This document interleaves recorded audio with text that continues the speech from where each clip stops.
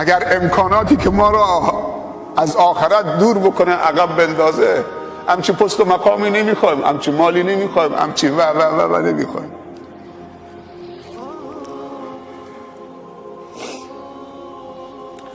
علما میگن که اگر خدا یک بار دیگه به هر انسانی که مرده اجازه بده که زمین شکافته بشه، بگه 5 دقیقه سرت بیا بالا یک نصیحت برای زندگان بکن.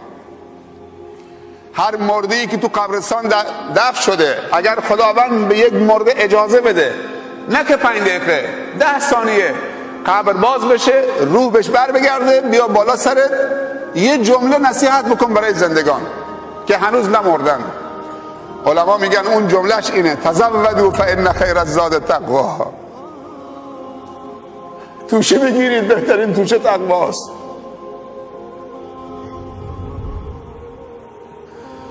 اگه اشتباه نکنم جنید بغدادی بود، اون عارف بزرگ، به خواب یکی از شاگرداش میاد، میگه جناب شیخ اونجا چطوره؟ حالت چطوره؟ بعد به شاگردش اگه اشتباه نکنم میگه که هیچ چیزی به دردمون نخورد، نه این که مردم ما را میبوسیدن، پیشانی ما رو میستن، خم میشدن، دست ما رو میبوسیدن، نه شهرتمون، هیچی به دردمون نخورد مگر همون 2 رکعتی که تو در دل تاریکی شب میخوندیم و سجده میکردیم، میگفتیم سبحان ربی الاعلی، دور از چشم مردم.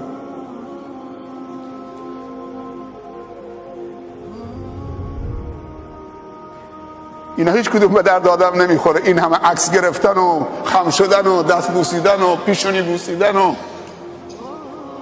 تعریف و تمجید و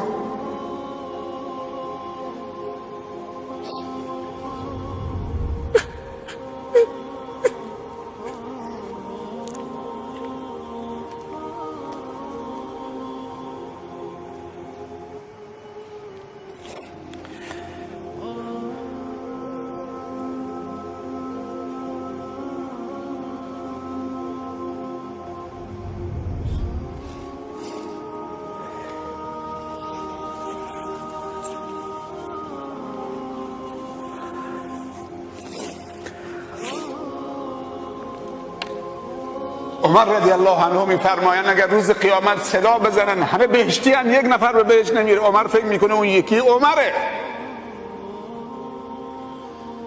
از خودشون راضی نبودن. و ابوبکر رضی الله عنه میفرمایند اگر روز قیامت یک پام تو بهشت باشه، پای دومم خارج از بهشت، ما امنت مکر الله، بازم در امان نیستم.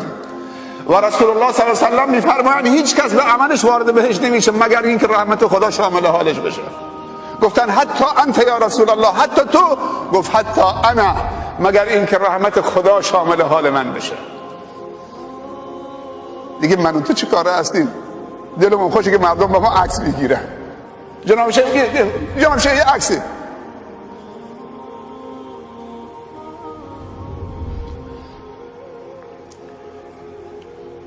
خدا به ما توفیق بده که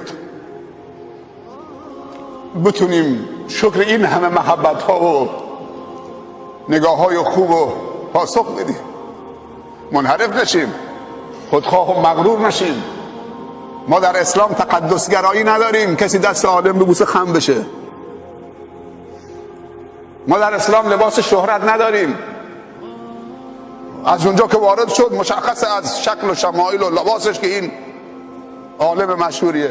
پیامبر صلی الله علیه و سلم همون لباسی که برده ها میپوشید. پیامبر وقتی بین صحابه مینشست، بین اهل صفه مینشست، فقرای صحابه،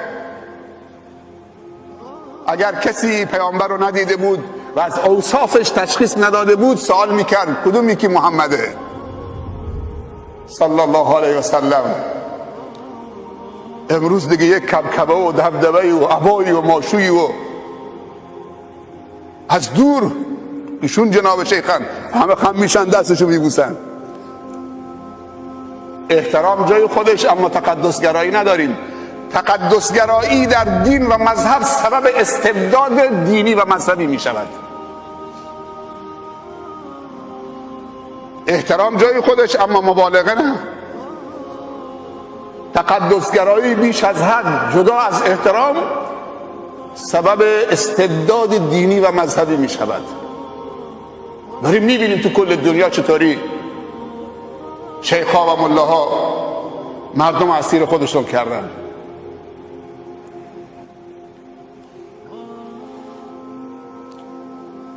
چیزم یاد مردم نمیدن.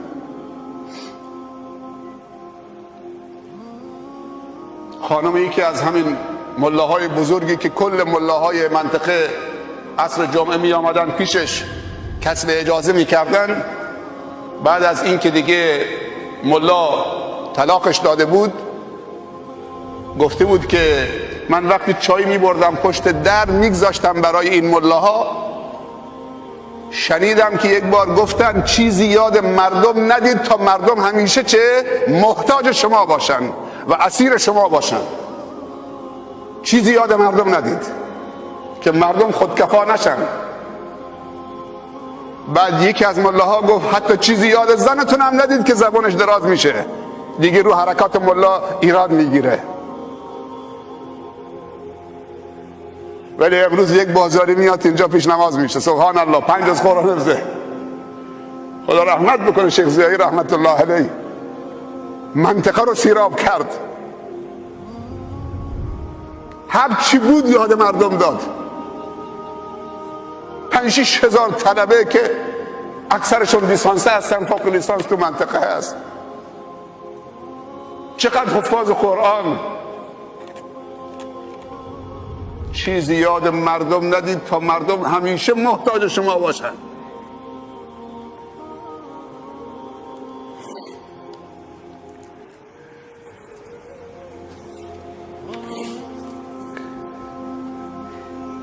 اما نهم توبه نصوح. یکی دیگه مونده، توبه نصوح. توبه نصوح چه توبه است؟ توبه‌ای که 5 تا شرط داشته باشه. توبوا الی الله جمیعا ایها المؤمنون. خدا میگه دست جمعی با هم توبه بکنید. بعضی توبه ها متفاوته. توبه یک جوانی که به انحراف کشیده شده، شرابی خورده، توبه خودشه، مشکل دیگه رو خودش اصلاح میشه. اما توبه استاندار، توبه حاکم، توبه فرماندار، توبه پدر، توبه معلم، بزرگ، رهبر. بزرگ وقتی اشتباه میکنه، کسی که مسئول جامعه است، توبهش اصلاح جامعه است، یک توبه نیست. بعضی توبه ها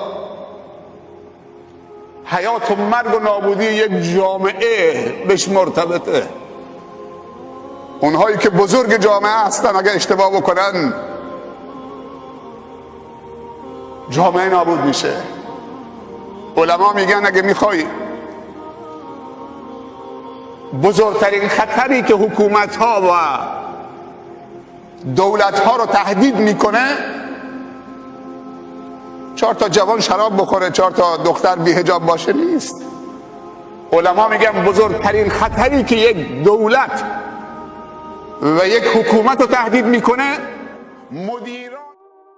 محمد ابن عبدالله، محمد نبینا، محمد المصطفى.